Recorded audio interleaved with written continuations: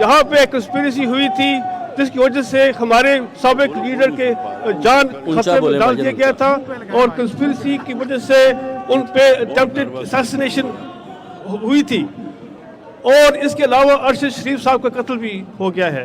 हम चाहते हैं इंसाफ, हम चाहते हैं कि यहाँ पे जो कंस्पिरेसी हुई थी उसका सही तरीके से इन्वेस्टिगेट करके उन जो मुलजिम है उनको अरेस्ट करके उनको प्रोसिक्यूट किया जाए। ये सिर्फ हम इंसाफ चाहते हैं। और इस वक्त जो केस है वो चल रहा है और स्पेशलिस्ट यूनिट के साथ है और इन्वेस्टिगेशन जारी है। आपको पता होगा कि मेट्रोपॉलिटन पुलिस का सबसे अच्छा रिकॉर्ड है इन केस सॉल्विंग क्राइम।